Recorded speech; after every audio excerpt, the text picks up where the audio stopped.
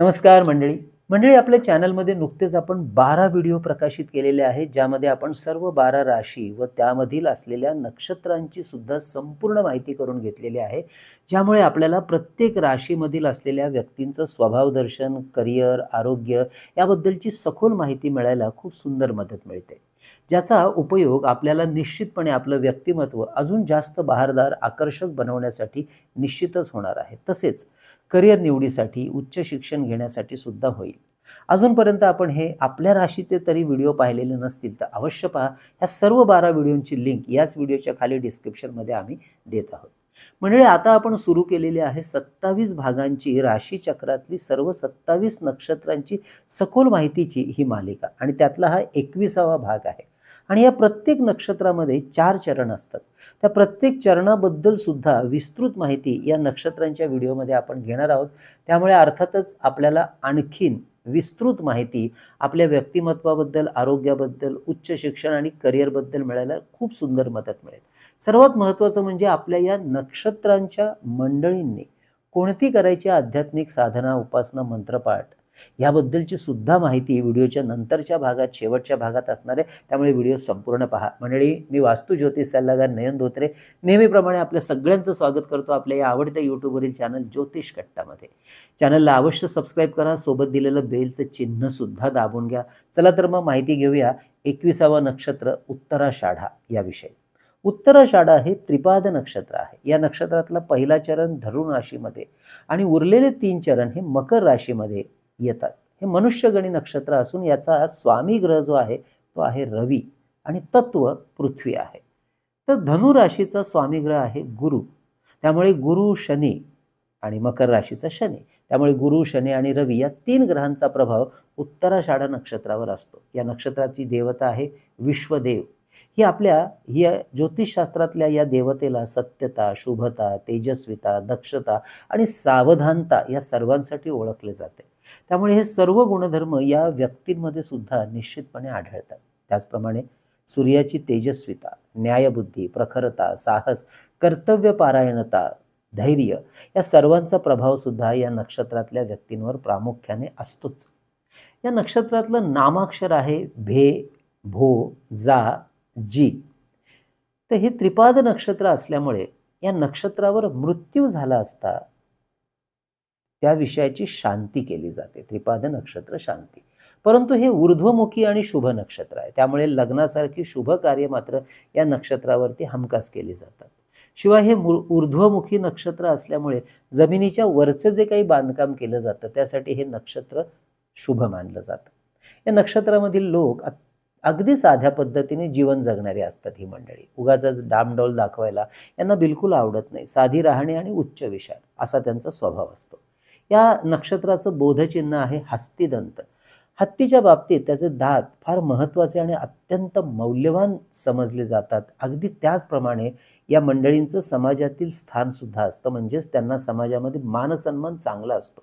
मंडळी, हे चिन्ह आपल्याला बरंच काही सांगून जातात. जसं की हत्तीला युद्धामध्ये फार महत्त्वाचं स्थान दिलं जातं, अगदी पुढे, आणि त्याला सर्वात पुढे ठेवलं जातं. अगदी त्याचप्रमाणे ही मंडळी लढवय्या स्वभावाची, न्याय हक्कासाठी सदैव पुढे राहणारी व आपल्या साहसी आणि अभ्यासू स्वभावाने विजयश्री प्राप्त करून घेणारे असतात. लीडरशिप क्वालिटी या मंडळींमध्ये अतिशय उत्तम आणि भरभरून असते. बोलण्यामध्ये सुद्धा अत्यंत प्रभावी व्यक्तिमत्व असते या मंडळींचं. मधुर वाणी यांची असते, परंतु यांच्या बोलण्या वागण्यात राजकारण मात्र भरलेलं असतं, कारण हुशार असतात. अर्थात मनाने मात्र फार साफ स्वभावाचे असतात. त्यामुळे ज्यांच्याशी यांचे संबंध चांगले असतात किंवा मैत्री असते ती अगदी मनापासून असते. त्यामध्ये कोणत्याही प्रकारचा खोटेपणा नसतो. नात्यांमध्ये ही मंडळी अत्यंत लॉयल असतात. कोणत्याही गोष्टींचं भान व जबाबदारी घेण्याची मूळ प्रवृत्ती या मंडळींमध्ये मोठ्या प्रमाणात असते.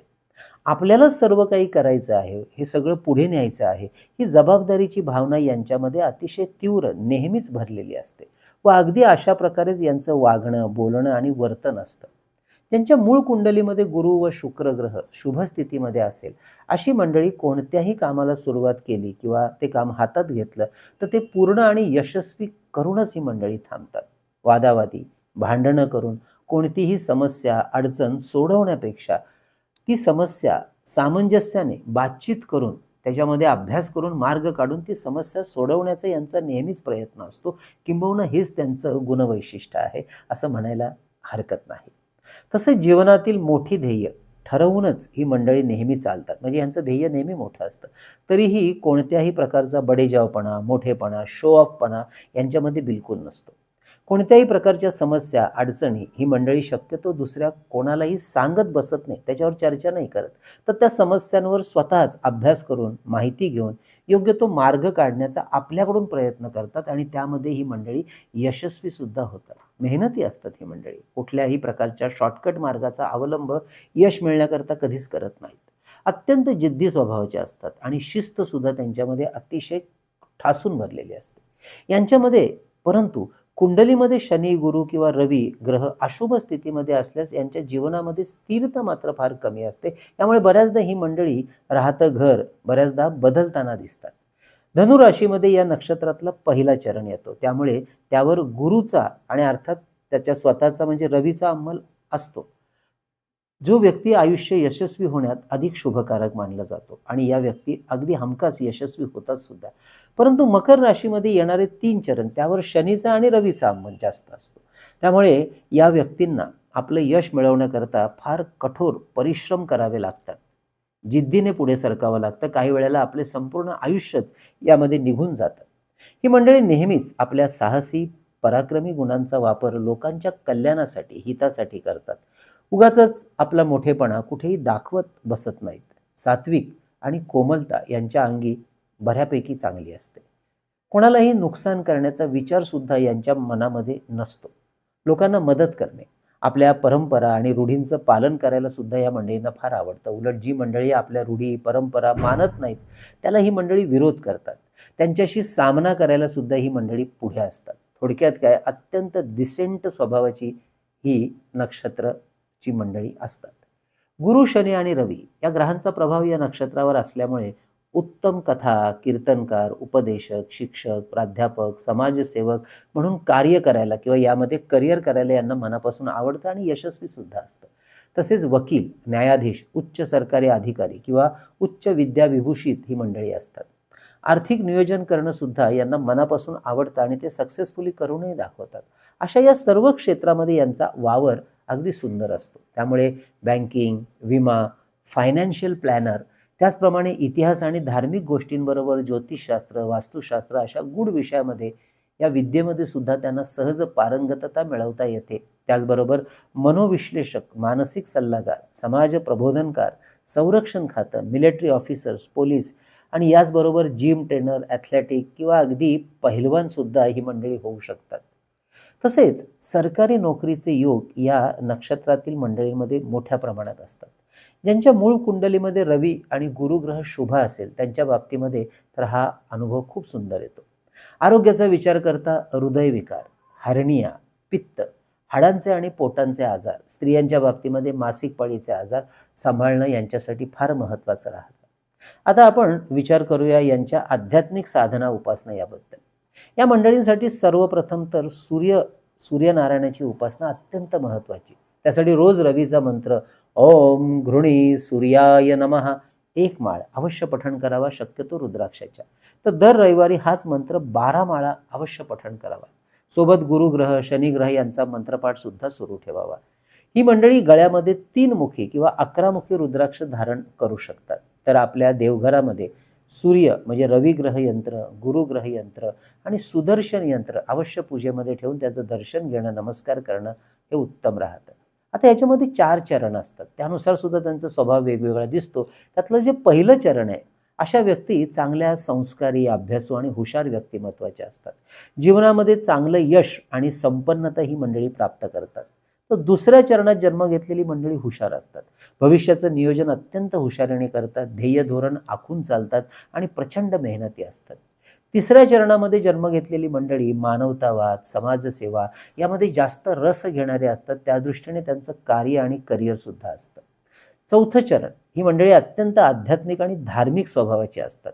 तर काही वेळेला अत्यंत भौतिकवादी म्हणजेच मटेरियलिस्टिक सुद्धा असतात. अर्थात पत्रिकेतील बाकीचे ग्रह कसे आहेत, एकंदरीत पत्रिकेची रचना कशी आहे, त्यानुसार हे अनुभव आपल्याला येतात. तर मंडळी, ही होती उत्तराषाढा नक्षत्राची माहिती. पुढच्या भागामध्ये मकर राशीमध्ये येणारं श्रवण नक्षत्र, ज्याचे 4ही चरण मकर राशीमध्ये येतात, असं हे देवगणी नक्षत्र नक्की काय बरं सांगतंय ते सुद्धा आपण पाहणार आहोत पुढच्या भागात. श्रवण नक्षत्र मंडळी, आपल्या ज्योतिष कट्ट्याच्या वतीने आपण 3 पुस्तकं प्रकाशित केलीत. त्यापैकी विविध स्तोत्र आणि मंत्र यांचं संकलित केलेलं अप्रतिम पुस्तक चैतन्य लहरी, जे आपण 330 रुपये फोनपे करून घरपोच मागवू शकता. तर श्री सप्तशती गुरुचरित्रसार परमपूज्य टेंभे स्वामी महाराजांनी रचलेला हा 700 ओव्यांचा ग्रंथ 151 रुपये फोनपे करून आपण घरपोच मागवू शकता. अष्टोत्तर शतनामावली, यामध्ये विविध देवदेवता आणि महत्त्वाचे ग्रह यांची 108 नावं संकलित केलेलं हे पुस्तक सुद्धा आपण 151 रुपये फोनपे करून घरपोच मागवू शकता. तसेच विविध रुद्राक्ष, विविध ग्रहांची यंत्र सुद्धा आपल्याला मागवायची असतील तर अवश्य आम्हाला व्हॉट्सअप मेसेज करा आणि त्याबद्दलची ऑर्डर आपण अवश्य बुक करू शकता. तसेच मंडळी, आपल्याला सुद्धा वास्तू आणि ज्योतिष विषयातलं सशुल्क मार्गदर्शन जे आम्ही ऑनलाईन पद्धतीने करतो ते सुद्धा घ्यायचं असेल तर आधी व्हॉट्सअप मेसेज करा, माहिती घ्या आणि त्यानंतर आपली अपॉइंटमेंट बुक करा. आणि आमचा व्हॉट्सअप नंबर आहे 9892156163. हा नंबर आम्ही नेहमीच थंबनेलवर आणि खाली डिस्क्रिप्शनमध्ये देत असतो. तर मंडळी, आजचा व्हिडिओ कसा वाटला अवश्य कळवा, जास्तीत जास्त लोकांपर्यंत शेअर करा. पुढच्या भागामध्ये श्रवण नक्षत्राची माहिती घ्यायला पुन्हा एकदा भेटूया. तोपर्यंत कळावे लोभय असावा. धन्यवाद.